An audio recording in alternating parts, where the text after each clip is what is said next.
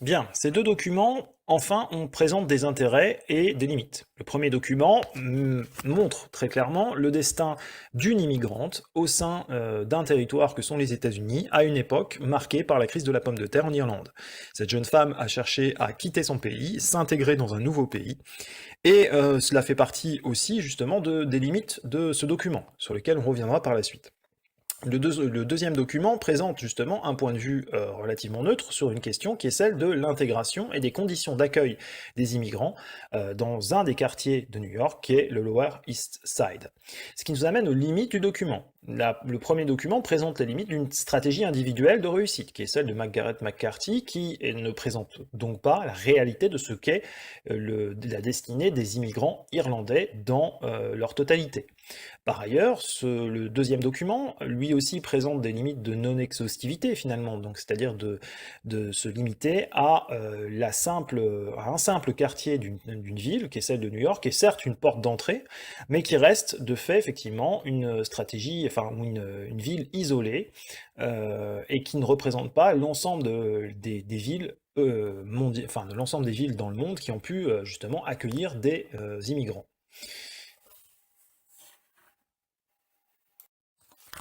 Bien. Alors, ensuite, il nous a été demandé de décrire les conditions dans lesquelles les immigrés irlandais s'installent dans leur pays d'accueil et comment ils s'y intègrent. On peut commencer par les conditions d'installation. Margaret McCarthy rappelle que l'on peut dire que je suis bien, dans une bonne place et dans un bon pays. Si un endroit ne convient pas, vous pouvez facilement en changer.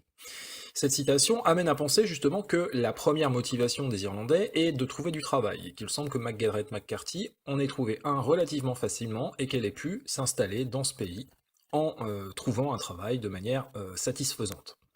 Par ailleurs, le plan nous amène à voir notamment que les Irlandais qui s'installent à New York sont plutôt situés justement au nord-est,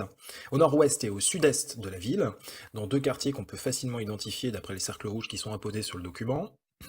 et que par ailleurs, ils partagent en 1865 le peuplement du quartier autour de Tompkins Square, au centre justement du Lower East Side, à proximité de l'usine de vernis, sur laquelle on reviendra tout à l'heure. Par ailleurs, je cite, Margaret McCarthy évoque mais il y a une chose qui rend la vie difficile dans les grandes villes, un flot continu d'immigrants s'y déverse, comme ils n'ont pas assez d'argent pour s'installer dans l'intérieur du pays, il sera ce qui raréfie le travail et fait baisser les salaires. Je recommanderais à tous ceux qui veulent venir en Amérique d'avoir un peu d'argent avec eux, ce qui leur permettra d'aller à l'ouest s'ils ne trouvent pas de travail ici. Nous sommes ici dans les années 1850, qui est une période de crise dans l'ensemble des pays développés, y compris les États-Unis, et qui rend complexe pour les immigrants qui arrivent à New York du fait de l'afflux important d'immigrants irlandais, allemands, italiens, polonais notamment, de trouver du travail. On peut voir sur le plan d'ailleurs que la proximité comment dirais-je, des usines dans ces quartiers plutôt défavorisés, puisqu'on peut y voir qu'il y manque notamment des égouts, ou encore qu'on peut voir qu'il y a une multiplication des taudis un peu partout dans la ville, qu'il est excessivement difficile de trouver du travail, que trouver du travail à proximité ou trouver un logement à proximité s'impose justement dans ce cadre. De fait, on se regroupe par communauté, on y reviendra, et on cherche la proximité du travail, comme ce qu'on peut voir effectivement ici au Lower East Side avec l'usine de vernis, l'usine métallurgique ou encore l'usine à coudre Saint-Ger. Dans un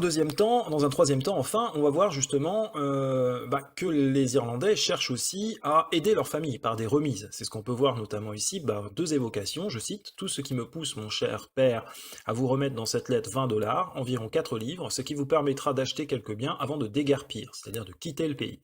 Préparez-vous au départ dès que possible, car ce sera mon dernier versement jusqu'à votre arrivée. »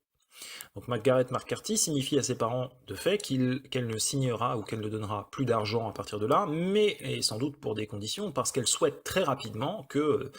ces 20 $ permettent justement de régler, que la famille règle ses affaires et puisse quitter le pays, comme elle l'a fait de manière solitaire. On peut penser justement que cette famille rejoindra Margaret McCarthy, sans doute dans un quartier comme celui justement du Lower East Side, où ils pourront s'installer d'abord et chercher du travail par la suite. Bien, alors nous allons commencer par expliquer pourquoi la situation démographique de l'Irlande au XIXe siècle, ainsi que la situation économique et alimentaire, aboutissent à une immigration de masse vers les États-Unis. D'abord, rappelons que l'Irlande, comme d'autres pays européens au XIXe siècle, connaît une période de transition démographique, c'est-à-dire le passage d'un régime où la mortalité est au niveau de la natalité, à un régime au début du XIXe siècle où cette mortalité commence à s'effondrer, laissant une natalité à un niveau élevé avant qu'elle redescende très progressivement une trentaine ou une quarantaine d'années plus tard, à une situation où la natalité va être légèrement supérieure à la mortalité.